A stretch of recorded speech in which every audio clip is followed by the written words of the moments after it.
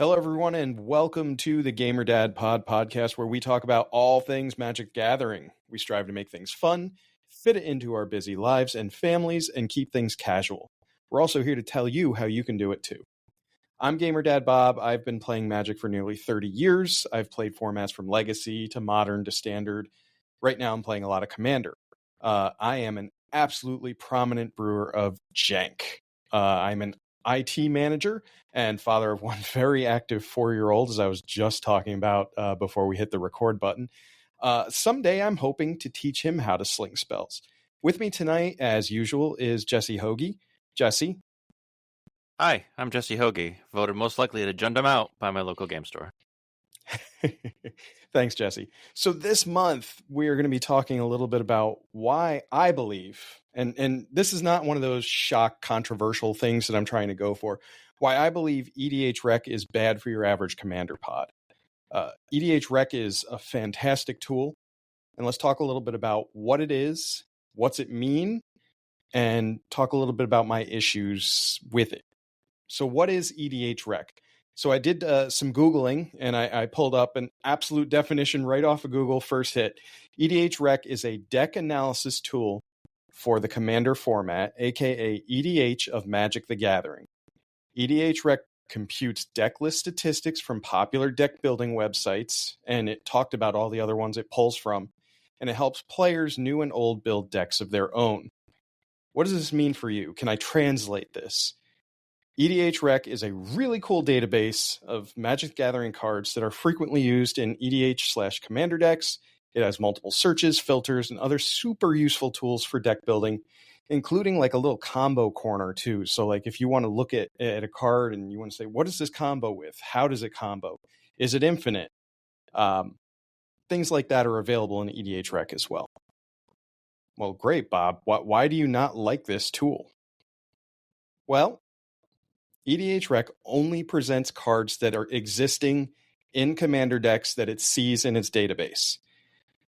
I think Jesse, what do you think? There's over 50,000 Magic the Gathering, unique Magic Gathering cards, something like that. Yeah, It's insane, right? And when other cards are not in this database or in decks, it doesn't even choose from them. You never see them. You just have to innately know these cards exist.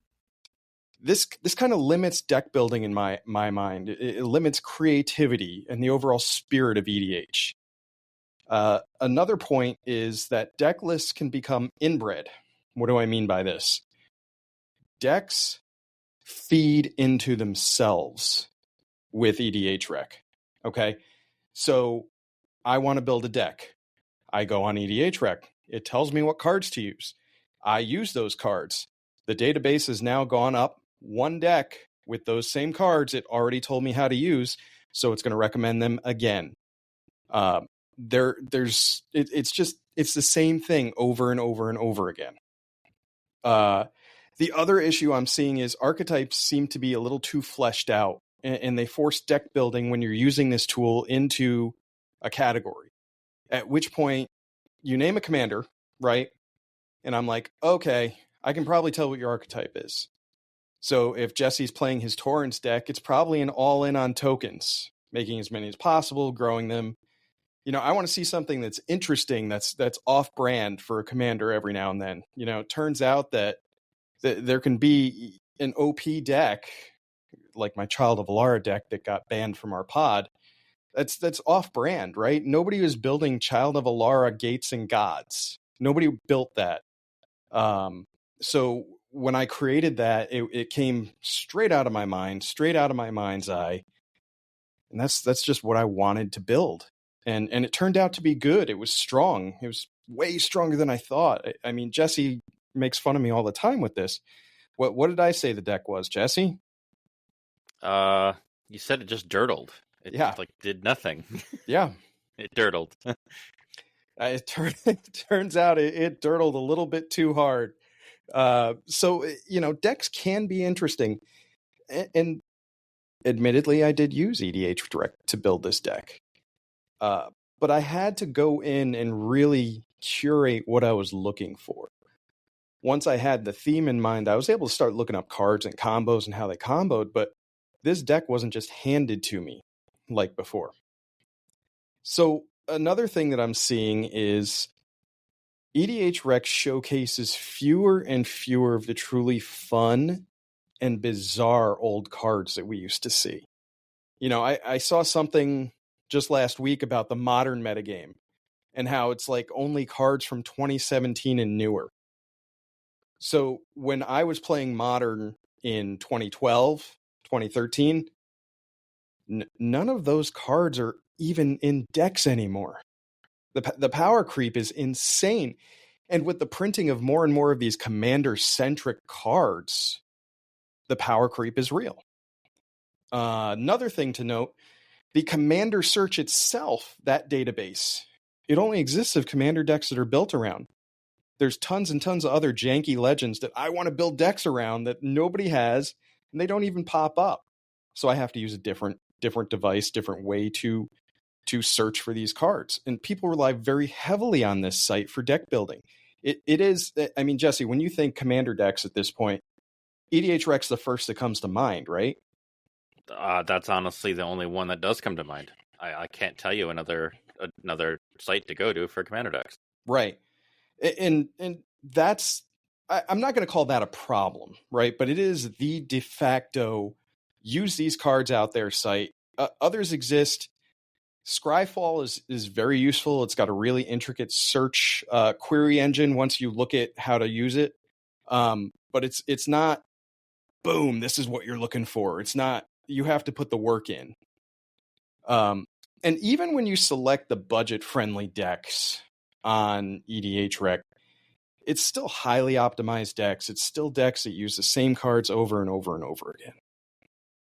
So that's my issue with it, right? That's where my crux of the problem is with using EDHREC, and why I think it's bad for the format, especially us casual people who only play once a week, Wednesday nights. We fit it in with our busy schedules. We hope that our kids stay asleep and we don't have to run off. And, you know, scheduling has been a big problem lately for our pod as well, right? Case in point, our guy Matt was supposed to be in this podcast with us. He had things he wanted to talk about.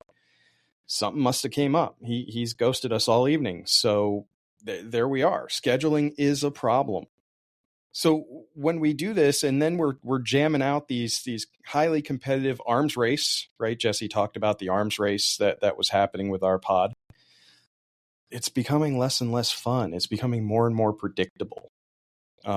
So I have aired my grievances with EDHREC. So Jesse, if you have anything to add, if you have other grievances, or if you completely disagree with me, let's talk about it. Let's hear Jesse's side of EDHREC and his experience. I think EDHREC is a symptom of a greater problem, which is what you mentioned before, power creep. Like, it seems to me like there are two phases or two chapters to Commander. Before it was popular, after it was popular. EDHREC is for those people that want to play, and it's after it was popular. Because as it got more and more popular, the more and more they're catering to it, the more power creep comes in. So you got your cards that are older than, I'm going to say 2013, because that's, you know, I don't remember the exact date when all the Commander decks started coming out. 11. But those weren't that powerful. Now, and I can't remember we talked about this before. I can't remember the number of legends per set that came out, but after a certain amount of time, they like doubled and then they tripled. I did. I Googled that last week, Jesse. Yeah, that's right. Yeah. You look at decks, and let's take core sets when they move to the M branding for core sets. Like M10 through M15 had, ready? 0 legendary cards in them. 0 in those core sets. It wasn't until, what did I say? Conflux that we started seeing more legendary creatures. Now I can't remember what the hell it was. No, Theros. It was the Theros block. Once we jumped into Theros, and then the legendary creatures started to ramp up. So when that came out, that's when, 2011, the Commander Precons came out, and we started to see more of these legendary cards. And then to Jesse's point, well, WotC kind of started building their legendary cards to just cater to the Commander format. Yeah, and it's obvious. Like you look at like Outlaws of Thunder Junction, how many legendary cards are in there? It's mind blowing how many legendary things are on there. And I'd say at least 75% of them you can't really build a good deck around them. They're just there to be there.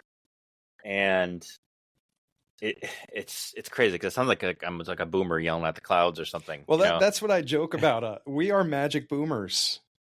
Yeah, it's like, back in my day, power level was this, and there was only one legendary per block or whatever.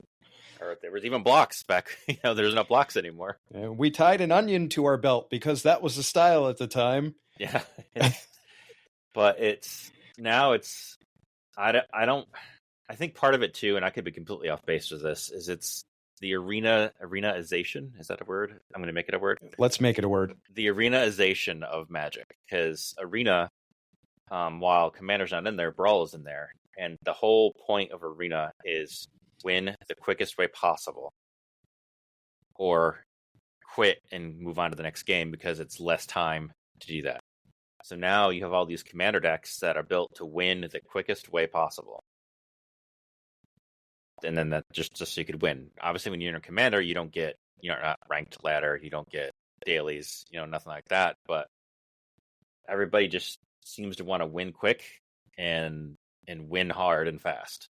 Like there's none of these. Nobody wants to play 2-3 hour games anymore, where everything is stalled and there's nothing really to do. They just want to win quick and move on to the next game. Or I don't know if it's a flex. Like, hey, look, my dick is bigger than yours because I won in 2 turns. Like, I don't know if that's a thing, but and mind you, this is coming from Jesse Hoagie here. 2 kids, family, works full time.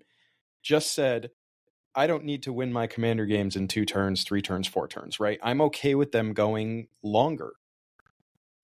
Now, have I done that? Yeah, I've won that quick before, but most of my decks are not built to win that way. Sometimes it just happens. Like maybe Galta is built to win quick, but at the same time, it's a fun deck that I like, to play. And I think one game we had that maybe won in 4 or 5 turns, maybe 6. The rest don't because it just doesn't. There's also 3 other players you got to contend with as opposed to the arenaization. Is that what you said? Arenaization, yeah. The arenaization of Commander. I mean, you've got 3 other players to contend with. It's not 1-on-1. It's not Historic Brawl. It's not Brawl. And right. This theme is carried over from our last cast too. Talking about Arena. It is. It's a win fast and lose fast format. On to the next game. On to the next game. On to the next game. I got to get my dailies. I got to get my gems. I got to get my stuff. I don't want to spend a lot of my own money, so this is the only way to do it. I'd be curious to look, and maybe if we have time, look back, see when Arena came out, and see how the sets were influenced by it. Because you got to think that they're making these sets around Arena now, where it's like, we got to print this card or these type of cards so they can be in Arena, and people are going to play with them in Arena. Because the player in Arena is completely different than the player in paper. So Magic the Gathering Arena started September 26th, 2019, just before the world was plunged into a pandemic. So was that the public release or like the open beta? Let's take a look. Let's Google this here. Game was released in beta in 2017, Jesse. There you go. September 2019 was the Mac. Was fully released for Windows. Mac was 2020, June 2020. What about mobile? 21. Okay, because that was a big tipping point, because then it competes directly with Hearthstone. Right. So I mean, if you look at cards post, what do we want to call it, 2017. I mean, that's well after the Theros block, right? And I know they do sets years in advance. Mm-hmm. So it's probably nigh impossible to time them together. Arena starts up WotC changes their design philosophy. But since then, I would bet a boatload of money that it's changed their philosophy and how they design sets and what they do. Oh, it easily has. And I you know what? To your point, though, I think we really did start seeing that philosophy change in 2020, especially when did they move away? When was the last Magic block? Was it Ixalan? Here we are Googling stuff live while we're streaming here. Of course, you got all these, like the history of blocks and stuff like that. Ixalan. Did I get it right? Summer or autumn of 2017 was Ixalan and Rivals of Ixalan. And that, to me, that's not even a block. That's only 2 sets. To me, a block is 3. They started the 2 block sets with Battle for Zendikar. Yep. Or the 2 set blocks, not 2 block sets, 2 set blocks with Battle for Zendikar. That's right before I moved to North Carolina. And then they stopped it in 2017, which was the release of the Magic Arena beta. Ixalan. Am I on to something? Dominaria is when they stopped it. The 3-in-1 model is what they call it. 3-and-1 model. This is what Wikipedia is telling us here. So we had April 21st, 2018. So Arena was in beta. We had your Dominaria. We had Guilds of Ravnica, Ravnica Allegiance, War of the Spark. Interestingly enough, these are 3-in-1. And then we had, boom, it was gone. Throne of Eldraine, Theros Beyond Death, Ikoria, Zendikar, Kaldheim, Strixhaven, Dungeons and Dragons, Innistrad, Kamigawa. And you know, we're getting planar whiplash here too. For those of you who are Vorthos and who really enjoy the story, whew, it's been a ride, right? To the point where, you know, the culminating event was March of the Machine and the Phyrexians and all of that. And I paid attention to that. I was invested. I was into it. It was awesome. Good grief. It was terrible writing. And then after that, everything felt terrible. Aftermath, they're mending these planeswalkers, which, oh, by the way, guess what planeswalkers are mostly now? Legendary creatures. They're not even planeswalkers anymore. They're not even planeswalkers anymore. Is that a coincidence? I'm going to put my tinfoil hat on for a second here. WotC going, how do we get more planeswalkers without the text on them that says can be your commander into commander games as commanders? Despark them. Now I've got Ralzeric. Although the new stuff with Modern Horizons, it's him as a kid. It's kind of a throwback to Magic Origins with these ones now with Tameo, Ralzeric, Sorin, Grist. But how do we get these as commanders without that text line that says Teferi, awesome dude? Teferi's got so many names. So does Jace. It's getting exhausting. Without that, can be your commander line. I know. Well, despark them. So go ahead. There's another thing that, and this is my tinfoil hat thing, but EDHREC is like the popular place to go, the premier place to go, quote unquote. How much of that is due to social standing? You have the guys who run it. They're incredibly visible. Mm-hmm. They're on everything. They're on, the professor's videos. They're on all these Magic videos. Is EDHREC popular because they are well known and they are featured everywhere? Are they paying to be popular? I never thought of that. In fact, to your point earlier, I don't know if I could go and find another EDHREC like site. When I say Scryfall, well, that's just a better gatherer. You know, it's just a better gatherer. Back in my day, okay, we used to go to Star City Games and just look up every friggin' card and scroll through thousands of cards. Or you go really far back. I still have the Magic Encyclopedia over on my bookshelf. A printed version of all the Magic cards. I mean, when I was building Commander decks in 2012, I was literally scrolling through every single card in the color pie of my Commander on Star City Games while I was working. It was great. It was the best. I'd spend half my day doing that, the other half closing support tickets. So it does it exist? I don't know. And this is kind of ignorance on my part, or maybe not, right? Maybe this is just what it is. We have this wonderful database in EDHREC that's doing all of this for us. And you have the people like EDHREC, like you mentioned before, pulls from all these sites. So how much of that is, your casual player who doesn't maybe upload what they play? Mm-hmm. This is just the people who upload, who happen to be the competitive people, who happen to want some digital clout. Hey, look, my Commander deck that I upload got 10,000 views, versus the Joe Schmo average people who are like, I don't give a shit who looks at my Commander deck. That's just for me to play, Mm-hmm. Like, why would I upload this to Moxfield why do I care if anybody looks at it? Yeah, I don't care about my mana curve, how many of each pip I have in the deck. I don't care about optimizing my mana base. I don't care about having a considering, sideboard planning. I don't care about that. I jammed 100 cards in my deck, sleeved them up. Let's go. Yeah, there's so many other things to think about too, because like the younger people that are playing now, is Magic designed around that now? Are they catering to the people who have a short attention span? The TikTok generation where they don't have the attention span to sit and play a best of 3 game like in Standard. They don't have the attention span to sit and play a 3-hour Commander game. They want to be done quick. And how do you get done and quick? You kill your opponents quick. Yep, that's right. And how do you get rid of opponents' permanents? Opponent removal. Removal or exile, as Farewell tells you.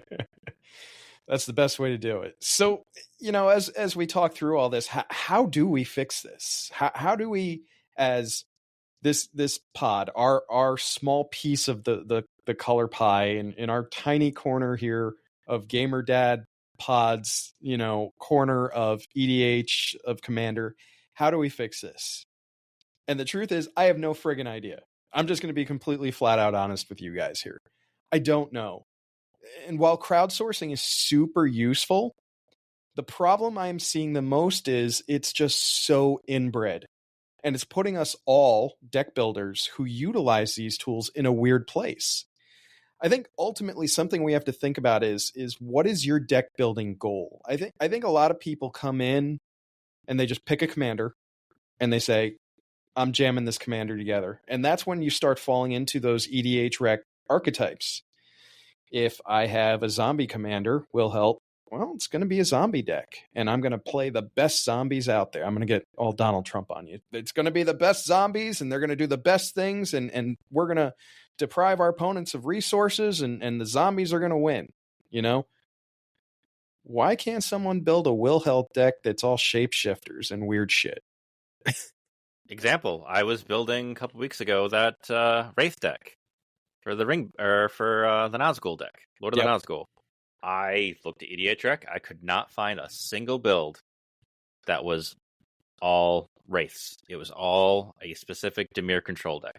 Mm-hmm. Nothing was Wraiths, so I tried to build my own Wraith deck, and I just couldn't do it. I'm a bad deck builder, but there wasn't that much out there because that's what people don't want to build. Mm-hmm. So, okay. And then do I have the time to sit and go through every single card and see what fits? No, I don't. Not everybody does or is willing to dedicate that kind of time either, right? I mean, Jesse and I are two very different deck builders in general. Jesse will crowdsource and he will find a deck and he will make it better. I like to start from scratch and I joke about all the jank that I build and everything. And that's my deck building style. I just want to cram cards and synergies together. I want to do the thing. I want to have fun and I want it to be weird. I want it to be non-conventional, non-traditional. I don't want to fall into those archetypes. So when you ask yourself, what story does your deck want to tell? The old story at this point is, I just looked it up on EDHREC. I just built it based on their highest percentage synergy recommendations. I jammed all these cards together. I bought proxies for the expensive ones, and I've literally stopped building my decks that way. I still use this tool, but I can't tell you how many cards that I scroll past now because that card is tired. That card's in every deck. That card is in every Cyclonic Rift is in every single blue commander deck because it's good. But is it fun? Is it cool? Did you really have a lot of talent sneaking in that overloaded Cyclonic Rift? Was it fun playing that Rhystic Study turn 2? Do you pay the 1? Do you pay the 1? Do you pay the 1? It's not fun. So I stopped building my decks that way. I am scrolling past all of those cards now. Even though EDHREC jams them right in your face, right there, right at the top. High synergy cards, guys. Play these cards. How's a high synergy in my blue deck if I'm not... It's just a good blue card. And that's all this is. It's just recommending good stuff. So another thing that people don't have, that I do to an extent, at least my wife claims this, is an encyclopedic knowledge of Magic cards. She says that I could name a card in your collection, you could tell me exactly what it does. And more times than not, I can. Admittedly, to Jesse's point, there are so many damn cards right now I've never heard of. I don't know what they do. I couldn't tell you what half of the legendaries that have come out do recently, especially in new standard sets and everything. Then there's these commander-only legends and other things in these precons that you only see one of. I don't know what they do. I used to be pretty damn good with stuff like that. And I don't have to rely heavily on databases like EDHREC when I'm like, I need a card that does this. What's it called again? Oh, yeah, that. Or cards like this. And I can search that on Scryfall. I don't need EDHREC for that. I use them to find themes. When I was building my Urabrask Storm deck, which mind you, there's not a lot of Urabrask Dragons approach decks out there. And I said, how do I start with this? Well, I like the idea of playing with you can have as many of Dragon's Approach in your deck as you want. And I started there. I backed into Urabrask because I said, oh man, that would be fun, casting Dragon's Approach after Dragon's Approach after Dragon's Approach, flipping Urabrask, then doing it all over again and killing the board. That's how I built that deck. And then I kind of backed around it and supplemented it that way. That was my idea in my head. EDHREC didn't cram that down my throat. I searched up stuff there. So there are truly creative deck builders out there, and I love you all. I love seeing fun, janky stuff. Let's get more of that. Let's put more heart into our decks. Now, I fear that is going to be less and less of a thing the more and more Magic as a whole grows, and the more sets get shoved down our throat with new keywords, with new legendaries, with new things to buy, and new sets that come out. Now you have it so oversaturated. There's so much more confusion and so many more things to consider. People are going to be more and more like, I don't have the time to search through 500,000 cards. Just show me what works. It's just going to become more and more of a problem. Because, WotC's not going to slow down releasing Magic sets. WotC's not going to slow down releasing new keywords and new things, because they got to have new things that come out. And they're going to be combining with new other IPs. Like, you got Assassin's Creed was just spoiled today with new keywords that do new broken things. And then when the Marvel set comes out, damn well that's going to be absolutely insane and overpowered. Yeah. By the way, free running is going to be a broken mechanic. I'm saying it right now. Everybody's going to be cramming these free running cards into every single one of their commander decks at this point. Like that ramp card that was spoiled today, insanely effective in a deck where commanders bonk. And like when the Marvel comes out, damn well Marvel Disney wants as much visibility on that as they can. So they're going to make those cards super powerful, like Iron Man. all those like big Avenger type creatures are going to be, or characters are going to be big, beefy creatures that can do crazy things, and they want people to build around them because they want them to be the focus of Magic for years to come. And you bet they're going to be legendaries. Goddamn right they are. They're not going to be planeswalkers. Maybe Thanos might be a planeswalker, and like a Nicol Bolas type, overall big god. But you're going to have like these weird, Iron Man decks. You're going to have maybe Wolverine decks. I mean, I know he's not an adventure in the movies, but what colors is Wolverine? Ooh. Green, red. I see him as Gruul also. He's definitely red. I don't think he's Boros because he's a little bit too feral to be Boros. I could see him as Gruul. He could be Gruul or Jund, possibly. I was just thinking, like, what color is Silver Surfer? He'd blue, colorless. Right? I think he'd be colorless. Colorless? Okay. So, like, this is... But nonetheless, these are all legendary creatures. I don't. Iron Man will be Boros. There's only one, Iron Man's totally Boros. Hulk, obviously, right? Hulk is mono green. So that's a no-brainer. But that's a really good point that you make there. We're going to be saturated. I mean, look, today we even got spoiled the white version of you can have as many of this card in your deck as you want. The Templar Knight guys. They're a bunch of 3/1s. They do something if you have a certain amount of them. I think they like get a legendary card and put it onto the battlefield or something. That's exactly what we're seeing now. And this Assassin's Creed set is jam-packed with power creep, with this free running mechanic, and legendary cards. And that's what they want. They want this set to be all about Commander. And candidly, I have 3 boxes coming. And a fat pack, or whatever the hell they're called now. Bundles, I think, yeah. We stand Assassin's Creed in this household, so don't yuck my yum, Jesse. See, I hate Assassin's Creed. I don't hate it. I think it's overdone. Just like everything else out there, it's overdone. There's too many of them. Yeah, for what it's worth, it has fizzled out. For me personally, my wife is literally upstairs playing Valhalla right now. But that's exactly what we're seeing is just more and more cards built for Commander crammed down our throats year after year. And oh, by the way, right after this set releases, a week later, Bloomburrow starts. Mm-hmm. And then I'm sure right after Bloomburrow is that horror set. What the hell is that one called? I don't even remember. Oh, God, I don't remember either. They teased it over a year ago. You'd think we know these things, but that's going to premiere too, and it's going to be the fall before we know it.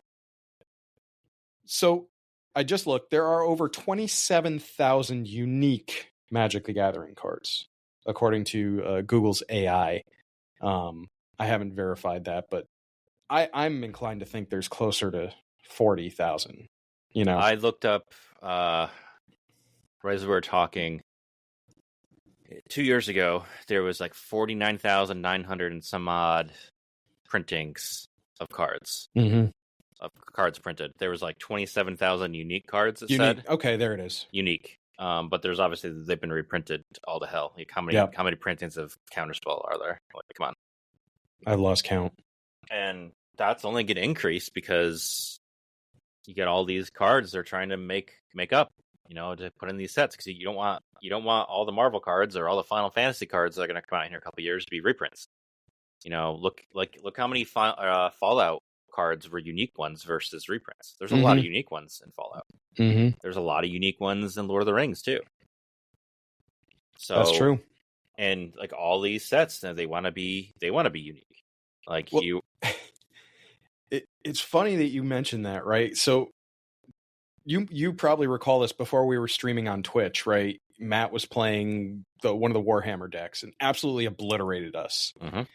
And I'm looking at these mechanics and keywords, and what did I say? You remember? This isn't a real card. This isn't a real card. What are we looking at now? It's because, like I said, like they each of these IPs that are licensed, they want something to be unique to them. Where it's like, oh, this mechanic is for this set. And this makes me think of, this is going to make me think of Warhammer. Maybe I should buy Warhammer. This Mm-hmm. is gonna make me think of Final Fantasy. Oh, I should pick that game up again. Look at Fallout. What have I been doing ever since the Fallout set came out? Yep. Playing Fallout. That's all I do now. I have Fallout 76. Partly because of the set, partly because of the TV show. But that's exactly what they want. Marvel set comes out. Oh, I should rewatch this show. I should rewatch this movie. Oh, I should go to the movies and pay a ticket to see this new show that came out or some character I've never heard of. I should play Marvel Avengers game, even though nobody plays it anymore. Oh God, that game was so bad. They're all hoping for that spark to make things, but like the Fallout TV show. Fallout 76 is more popular than ever because of that show. Mm-hmm. Each one of these IPs is hoping for that. I guarantee it. There's always money behind it. Oh yeah, you could always say if you follow the money trail, you know what's going on, right? And you got to wonder if it's a two-way street, right? I'm sure Wizards had to go, crazy to get licensing for Marvel, right? I can imagine how much that cost. And there's stipulations in there, I guarantee, where like we'll give you those license, but you need to sell this much product in order to continue having our license. Yep. Especially when Disney has this little Lorcana product. That's what blew me away the most. Like the Marvel announcement came after Lorcana was a thing. Yep. Like, why the hell would they not put Marvel into Lorcana? Yeah, that felt like a whiff to me. It was pretty wild to me that they opted to go in that direction. I mean, that tells you how much faith they have in Lorcana. And it's booming. It is. Lorcana's booming. And oh, by the way, I can't afford it.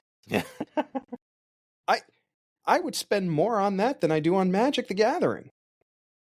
Lorcana is not for everyone. I'm sorry. Remember how many times I kept saying, I'm going to buy that first booster box. I'm going to buy a case of it. I'm going to buy... Mm-hmm. I couldn't afford $1,000 for 6 boxes. It was insanely priced. Your normal gamers got completely priced out of that. Mm-hmm. Just like, you saw me with the Fallout collector boosters. Yep. Or, these Modern Horizon 3 boosters, like the collector boosters. They're just, all these sets are like, oh, these special cards, and you have to buy these special sets to get these special cards, and there's only so many of them, so don't get fear of missing out. The FOMO is real with these, and for what it's worth, I've said this on Twitter. I'll say it here. I am going to be absolutely feral over Final Fantasy. I will be buying thousands, you heard me, of dollars worth of product on that, and collector boosters and everything else. I wish I did with Fallout. Final Fantasy is one of my favorite IPs of all time. Square Enix stuff. The only thing that would make me spend more would be Chrono Trigger. Yeah, which that ain't happening. And that's just not happening, right? Final Fantasy is a much bigger world. They've got 16 games worth of product to go through and handpick what they want, and all their legendaries that are going to be in there, right? But mark my words, the second that is up for pre-order, I don't care if I don't see a single card, I will be ordering that product. And that's how people feel about all these. We've gotten into a Universes Beyond tangent, but I think it's very relevant here to deck building and card choices and commander choices and how do you jam things together. I would buy, like, if they come out, which isn't going to happen because they have Gwent, but if they have like Universes Beyond The Witcher, I'm right there. Like, I would buy 4 or 5 collector booster boxes. Like, yeah, you'd probably get me in with that too. I mean, I've read all the books. I've played Witcher 3. So many times, probably over 400 hours worth. And oh, by the way, for those listening, Jesse got me into The Witcher. Mm-hmm. It was on his recommendation that I played the game. He's like, Bob, this is one of the best games I've ever played. Or I think at the time you even said, this is the best game I've ever played. Yeah. I still, to this day, think Witcher 3 is the best game I've ever played. It's got to be top 2 or 3 for me, too, personally. It's hard for me to put that up against old gen games like Chrono Trigger. Mm-hmm. But of all the modern games... What do you think my top game would be? Yours? Yeah. Retro or new?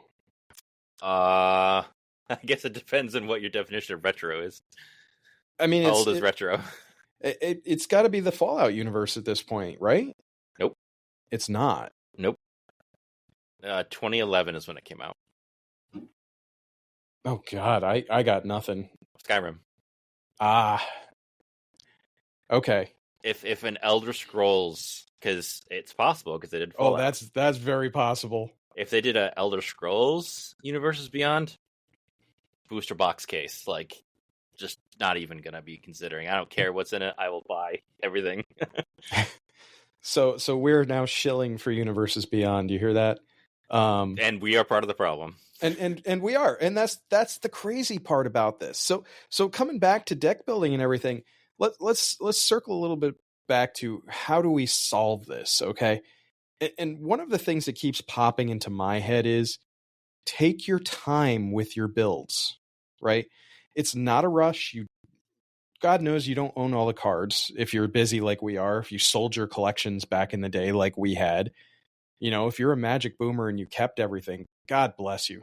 You are just sitting on a gold mine. But if you're like us, you've had life things happen, you've sold your cards twice, Jesse, and you're rebuilding that collection now, you're not getting the cards. You don't have the cards. Take your time building the deck. Hash things out. Use apps like Moxfield, not a sponsor. Like Archidect, not a sponsor. Build your decks. That's another deck site, Archidect. That's another one for Commander. Mm-hmm. Check your mana bases. Make sure they're good. Check the mana curve. Check to see how the deck flows. Play test in these apps before you pull the trigger on them. Just don't play test on Moxfield because you get bad hands with Moxfield. It's just not great. But I can't believe people play Spell Table Moxfield. I know. I can't get over that they stream that. How does it play test? Do you even like the deck? Do you like your Wraiths deck, Jesse? Are you gonna build that? I play tested it. I took 10 hands, I think, and then I deleted it. and that was the right decision for you, right? Instead of just cramming something together that EDHREC told you was going to be good, it turned out to be a Dimir control deck. Mm-hmm. Which, by the way, control in EDH is so iffy because sometimes you become the archenemy. Not sometimes. At least not in our pod. Yeah, right. It's not cool. And here's the other thing that I want to really stress here. Rely less on the best cards because someone told you so. And I'm going to go to my boomer parents, my actual boomer parents here.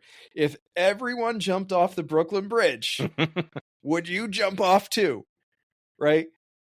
Just because someone says this is the best card for this deck does not mean it is the best card for your deck. Just because everybody is playing Sliver Queen with 5 color good stuff doesn't mean you have to too.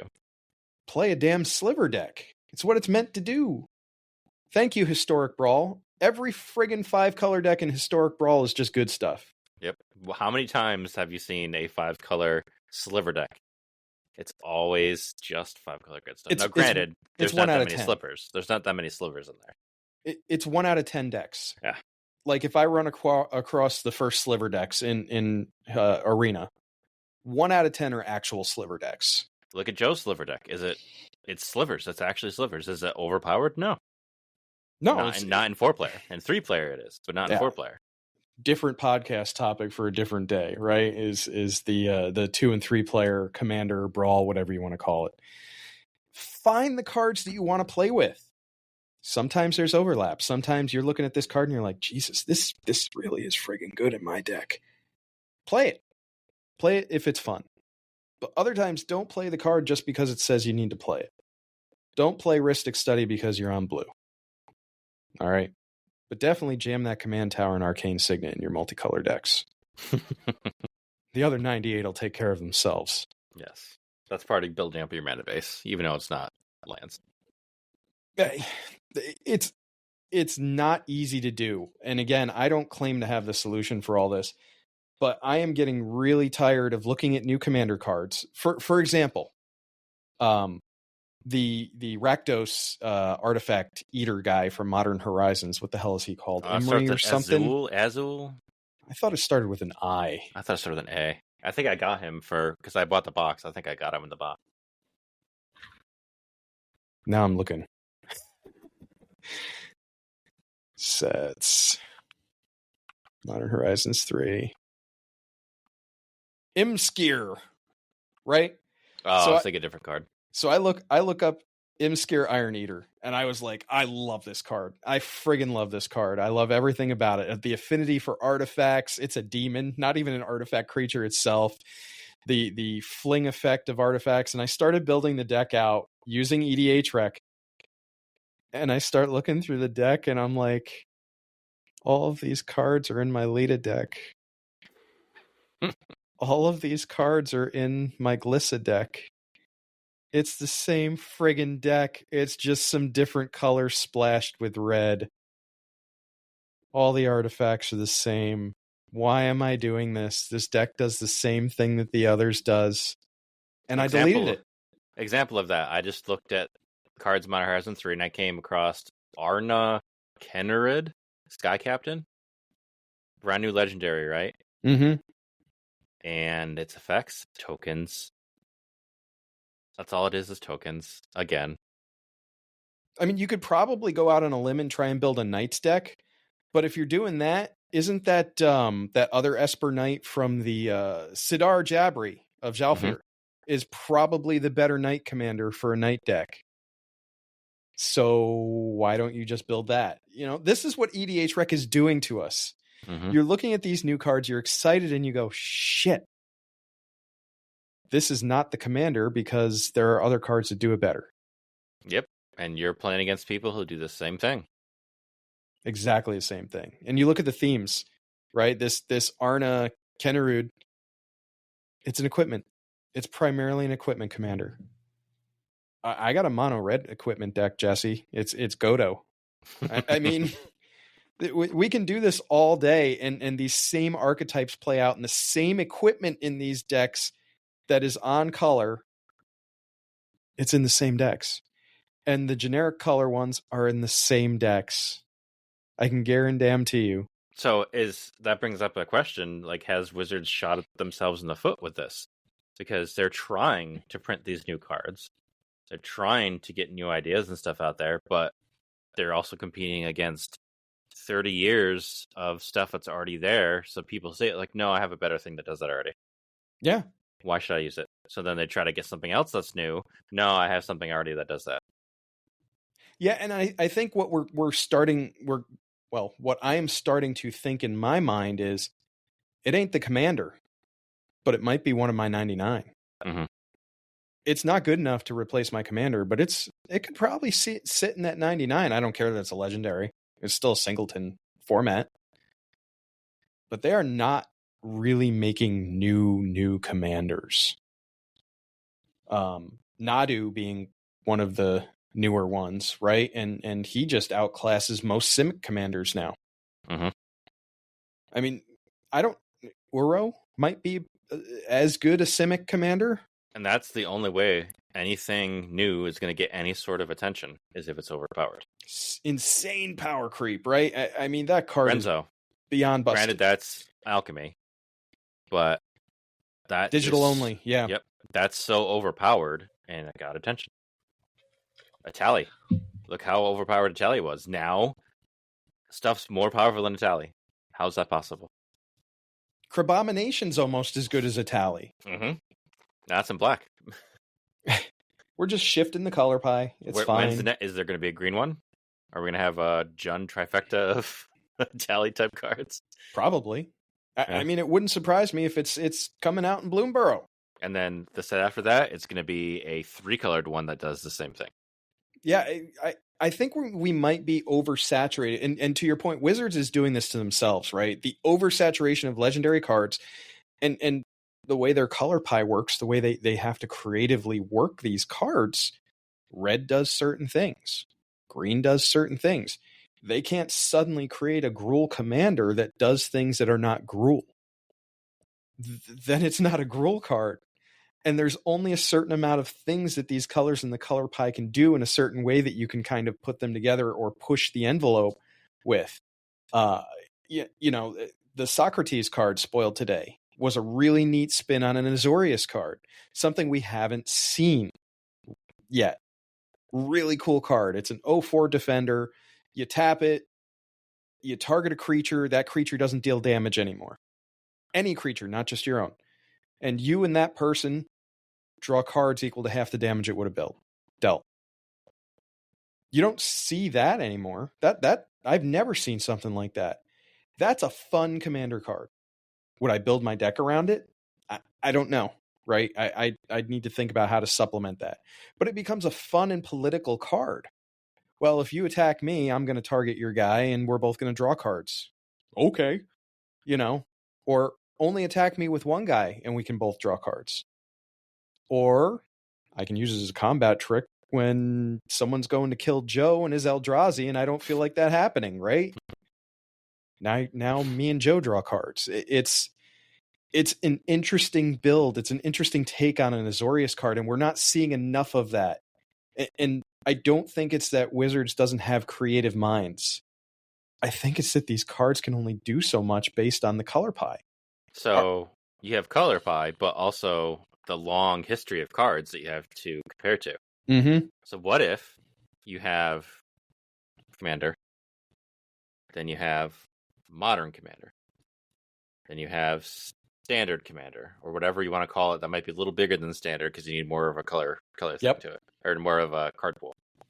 Then I guarantee things would change. I think that's worth exploring. I think the Commander Rules Committee should, if you guys are ever listening to this, I think we need to explore Commander formats. And I think it's worth exploring pre-2011 precons as a Commander format. Call it Legacy Commander, right? The biggest problem with that format, like actual Legacy, is entry point. Very friggin' expensive. I have a surprise cooking for our 1-year streaming anniversary, like full-time streaming in October. That is something along those lines. So if you're listening to this podcast, you will have a good idea of what my treat is for you guys for my October deck. And then there's a post-2011 Commander Precons format where the cards start to get a little bit more power crept. Maybe that's your modern format, right? And then there's, we talked about earlier, Jesse, the advent of Arena and the arenafication of Magic cards. And there's your arenafication format, which is Arena to Present. And that rotates stuff and they drop into the Commander Precons to Present at some point. I don't know. I don't think either of us have claimed we've solved this problem. I think the inbred decks and the same archetypes over and over again with the same types of commanders who don't do as much or not, that's not right, who do the same thing. One does it just a little bit better, one does it a little bit worse, but it's the same deck in the 99, right? I think EDHREC is causing that to happen too, where I look at a commander in this color pie, I build the deck around it based on what EDHREC tells me. I can swap that commander out. I can swap it out to something else that does the exact same thing. Deck doesn't change. That's because those are what everybody says you should be playing. That's right. That's right. So get creative, get weird, like and follow, subscribe. And I got nothing else for you guys this time. I think one of the things that Jesse and I want to talk about in a future podcast is what it's like playing Commander with 3 players. What it's like playing one-on-one. How can you make that fun? Because it ain't fun. It's not fun. It's not fun without prior consideration to what you're playing. It's not fun. As we go through, we will have other topics. Next month, I haven't really hashed out anything. I don't think Jesse has any ideas officially for next month's topic either. But as we go through this, it's going to be whatever's hot, whatever's interesting to us. So stick around, come hang out for the journey. We're here to keep things casual. We're here to keep things real and logical. And if this is what you like, subscribe. Come hang out once a month for an hour. Listen to us in your car. I promise you we'll have interesting and not unique perspectives. I think we're going to have perspectives for those of you who are like us, who have families, who are older Magic the Gathering players, who have been playing for 30 years, for nearly 30 years. who just want to unwind. So come back next time. Come hang out. We'll have some more fun and maybe controversial stuff to talk about. Any last words from you, Jesse? When in doubt, gend them out. We'll see you guys next time.